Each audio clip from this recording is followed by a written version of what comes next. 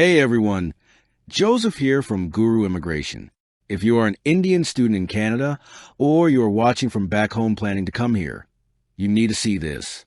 Right now, hundreds of Indian graduates who did everything right, finished their 2-year diplomas, and applied for their PGWP on time, are opening refusal letters they never saw coming. This is not one unlucky student. This is a pattern.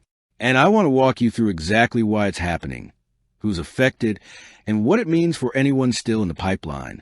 This video is for general guidance only. For your specific file, always speak with a licensed immigration consultant. Let's get into it. The bigger picture first. Before we get to the current wave, you need context. Indian students have already been facing the toughest scrutiny of any nationality applying to Canada. Government data has shown Indian study permit refusal rates climbing sharply over the past 2 years, driven largely by a crackdown on fraudulent acceptance letters and financial documents.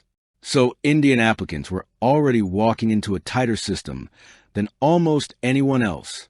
Now layer this summer's PGWP refusal wave on top of that, and you can see why so many Indian graduates feel like the goalposts keep moving after they've already crossed the field. Ground zero, Calgary and Edmonton. The current wave centers on continuing education diplomas, business management, administrative professional, teacher assistant, delivered through partner campuses in Calgary and Edmonton under a licensing arrangement with a college based elsewhere in Alberta. Most affected students are Indian nationals who enrolled specifically because these programs were marketed as PGWP eligible. The money on the line.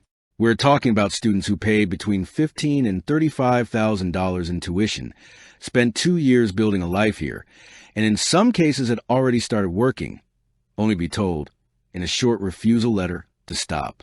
When your PGWP is refused, your work authorization ends the day IRCC notifies you.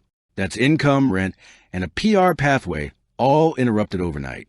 The community is pushing back. This is not happening quietly. Hundreds of affected graduates have gathered publicly in Calgary. A petition is actively demanding IRCC pause these refusals and review the files already denied.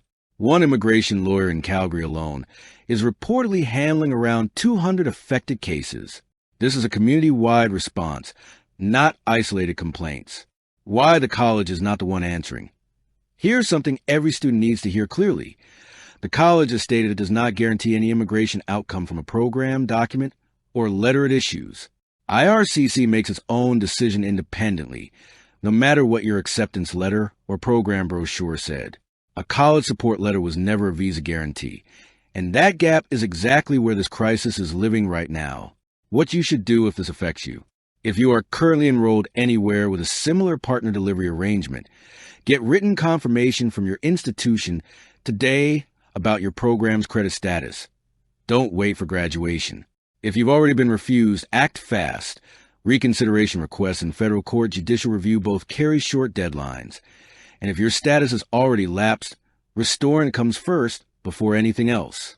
Friends, this is a fast-moving, high-stakes situation, and I know how personal it feels when your future is sitting inside one email from IRCC. Share this with anyone in your community who's in a similar program. The more people who verify their status early, the fewer surprises down the road. Drop your questions in the comments, and I will keep covering this story as it develops. I'm Joseph. Stay informed, stay protected, and I will see you in the next video.